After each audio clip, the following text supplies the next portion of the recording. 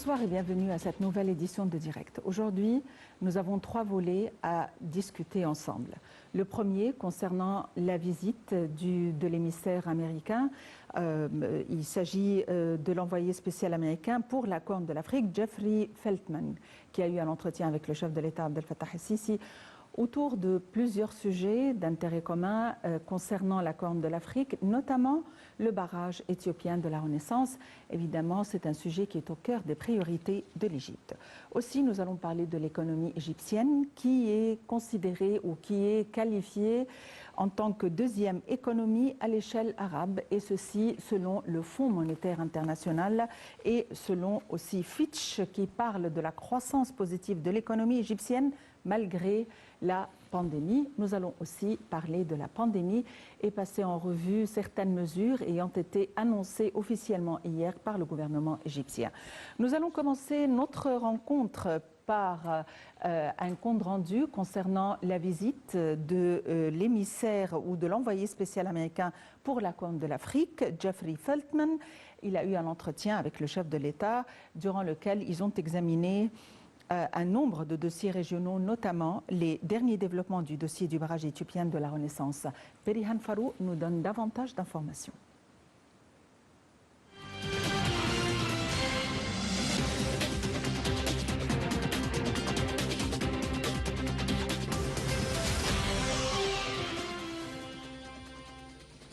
Le président Abdel Fattah el-Sisi a souligné que l'Égypte avait adopté une politique flexible concernant le dossier du barrage éthiopien de la Renaissance durant ces dernières années en vue de parvenir à un règlement équitable et contraignant garantissant les intérêts des 3 pays.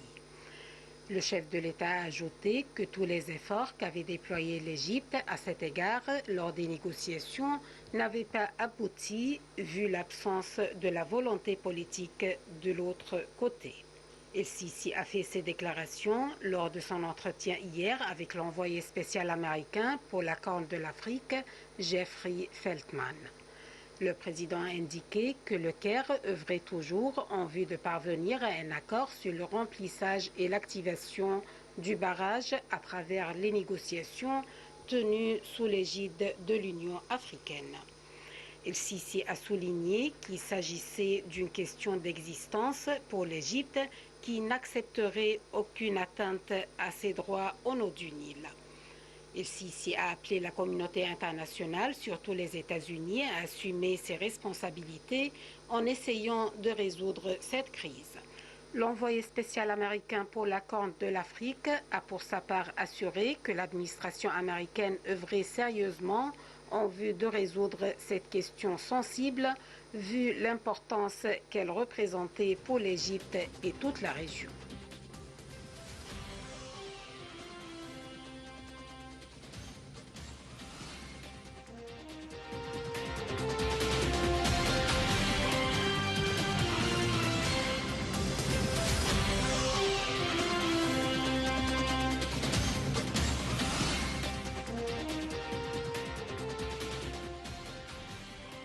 Pour nous donner plus d'éclaircissements concernant la visite qu'a tenue l'envoyé spécial américain pour la Corne de l'Afrique, Jeffrey Feltman, et l'entretien qu'il a eu avec le chef de l'État, nous avons le plaisir d'avoir en ligne Dr Aessam Abdel Fattah, qui est professeur d'analyse de discours politique. Dr Aessam Abdel Fattah, bonsoir et bienvenue avec nous.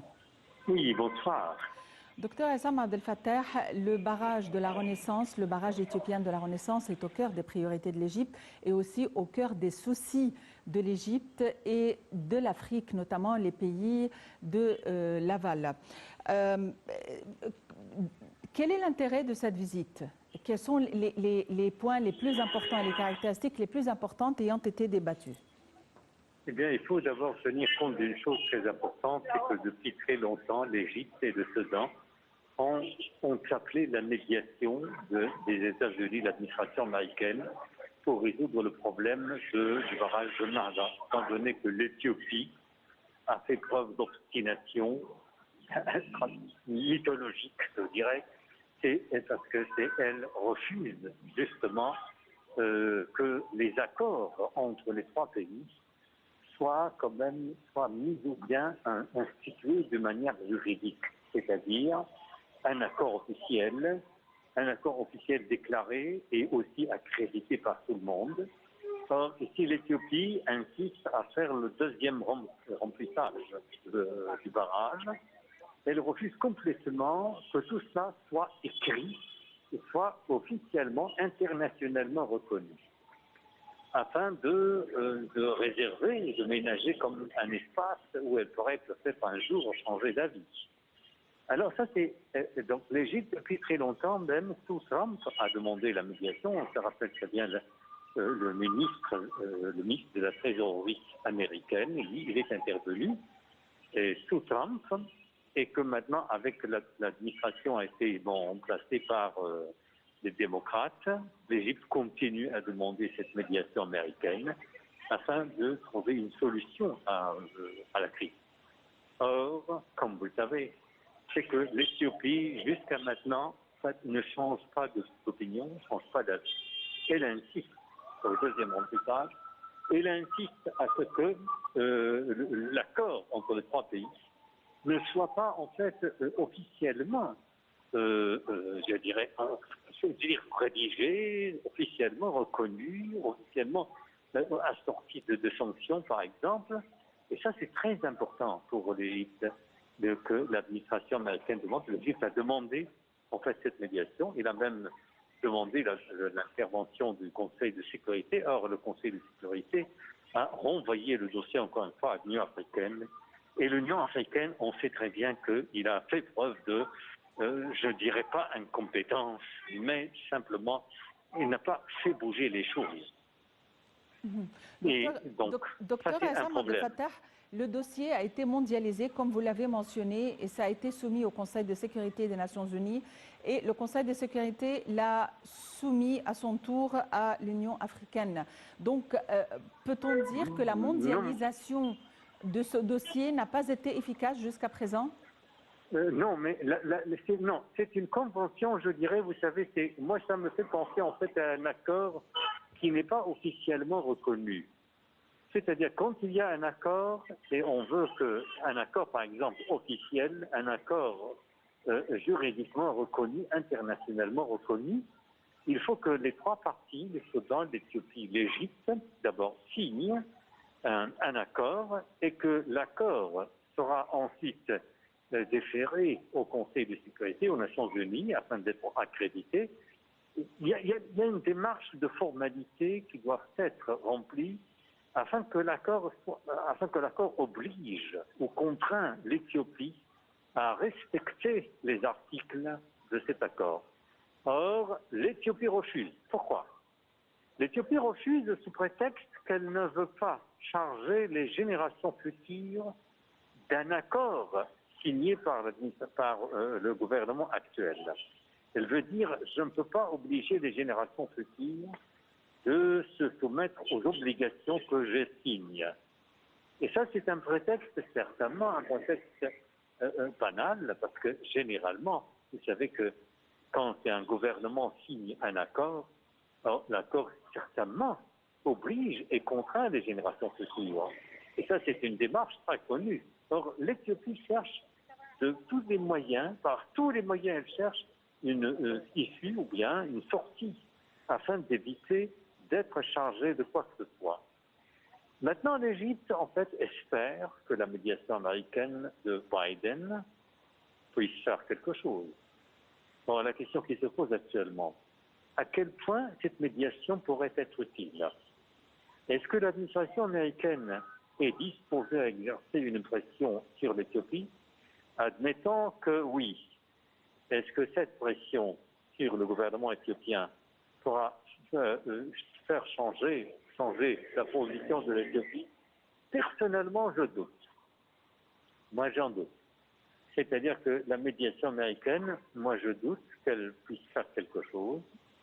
Il faut que, comme m'a dit le ministre des Affaires étrangères, le ministre Samir Chokri, il faut que les Nations Unies et aussi l'Union européenne et toutes les instances interviennent parce que l'Union africaine a vraiment marqué un échec un échec total. Elle n'arrive même pas à exercer une pression sur l'Éthiopie. Pour quelle raison? Ça, il faut chercher peut-être dans l'histoire. Son siège se trouve à Addis Abeba. On le sait très bien. L'Éthiopie, quand même, a une certaine influence que j'ignore. Ça, une influence sur les pays africains, je ne sais pas. Et que vous savez que ça, le dossier continue. Et enfin, on s'approche en fait du deuxième remplissage en juillet. Là, vraiment, c'est que quand on s'approche trop. Et ça me fait vraiment douter de la possibilité que les États-Unis puissent faire quelque chose. Docteur Essam Abdel Fattah, apparemment, la question concernant le deuxième remplissage n'a pas été réglée. À votre avis, est-ce que nous craignons vraiment une vraie crise dans la région? Ah, bien sûr. Bien sûr. D'abord, sur le plan écologique, on sait très bien que le barrage est néfaste, c'est très nuisible à l'environnement. C'est-à-dire que même d'après les experts, ça c'est une chose vraiment cruciale sur le plan de l'écosystème. Mais à côté de ça, il y a une crise économique, bien sûr. C'est-à-dire quand la guerre se déclenche, parce que l'Égypte va entrer en guerre. Ça c'est clair. Si l'Éthiopie continue en fait de telle manière, ici c'est que la guerre est incontournable. C'est un sort. Pourquoi? Parce que le président Abdel Fattah al-Sisi l'a dit, franchement, c'est-à-dire jamais on ne pourrait faire de concession à ce point-là. Goutte d'eau qui manque, ça pourrait entraîner des catastrophes, des désastres sur l'Égypte. Donc, quelle serait la solution? Et puis, l'Égypte aussi a fait preuve de patience. C'est légendaire. C'est vrai, une patience légendaire. On a attendu et il ne reste que quelques jours ou un mois peut-être avant le deuxième remplissage. Oui. Donc, Docteur Essam Abdel Fattah, est-ce que l'Éthiopie est soutenue par d'autres pays africains? Je veux dire, quelle est la position des pays africains vis-à-vis de cette crise? L'Égypte et le Soudan sont dans le même bain, même s'il est sauvé, ils ne peuvent rien faire. C'est-à-dire que les pays africains ne peuvent pas rien faire. C'est très difficile de compter sur l'Union africaine. Et que le dossier africain, en fait, a échoué à résoudre énormément de nombreux dossiers concernant les pays africains. Les guerres civiles, les guerres ethniques, les catastrophes, par exemple, les dictatures, la tyrannie, il y a beaucoup de choses. L'Union africaine, je n'ai jamais vu l'Union africaine capable de résoudre tel ou tel problème, quoi que ce soit. Non, je n'ai pas vu. C'est-à-dire sans l'intervention de toutes les instances internationales, comme les Nations Unies, l'Union européenne, les superpuissances, la Russie, les États-Unis et tout ça, c'est que sans ça, c'est qu'on ne peut rien faire pour éviter la guerre. Et que maintenant, la question qui se pose, est-ce que la guerre de Troie aura lieu ou n'aura-t-il pas lieu? Docteur Essam Abdel Fattah, est-ce qu'il y a un plan B pour l'Égypte et le Soudan au cas où les négociations ne réussissent pas à résoudre le problème dans un court délai? Le plan B, je ne vois pas vraiment ce que d'autres plans. Je vois devant moi ce que l'alternative. On est confronté en fait à la croisée de deux chemins. Ou bien faire appel à toutes les instances internationales, et c'est ce que l'Égypte essaye de faire pour sauver aussi la guerre. L'Égypte ne veut pas de guerre. Ça, c'est clair. La guerre, quand même, ça entraîne des pertes humaines terribles. Mais l'Égypte a fait tout son mieux, a tout épuisé. L'Éthiopie ne change pas d'avis.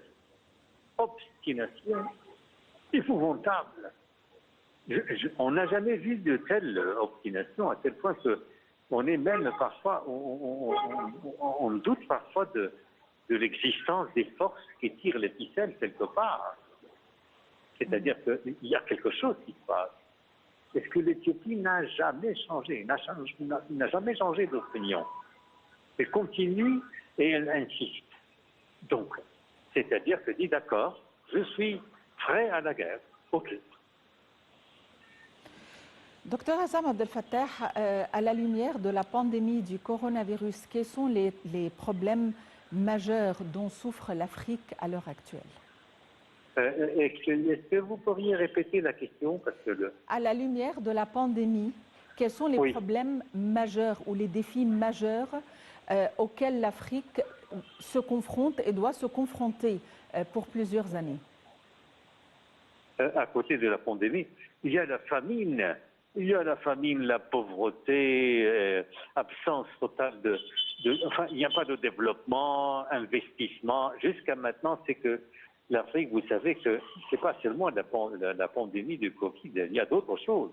Il y a la misère, il y a la pauvreté, et il y a aussi l'absence, par exemple, de soins médicaux. Beaucoup de pays en souffrent. Et aussi la migration, les réfugiés qui, à cause des guerres, regardez ce qui se passe par exemple à Tigré. Ce qu'a fait Abiy Ahmed, qui a eu le prix Nobel. Prix Nobel, regardez ce qu'il a fait en Tigré. C'est-à-dire que vraiment, la guerre qu'il a fait, la violence qu'il a commis, les exactions qu'il a commises, entraînent des catastrophes humanitaires. Et je ne comprends pas. C'est absurde. Oui, mais à la lumière de la pandémie, pensez-vous qu'il y aura des mesures à entreprendre? Il y a des plans qui sont prévus et élaborés de manière à contenir les crises à la lumière de cette pandémie qui apparemment perdure? Je ne vois actuellement pas le temps presse et je ne vois pas de plan. Et que je pense que c'est que les pays africains et aussi savent très bien qu'ils ont perdu beaucoup de temps à élaborer des plans.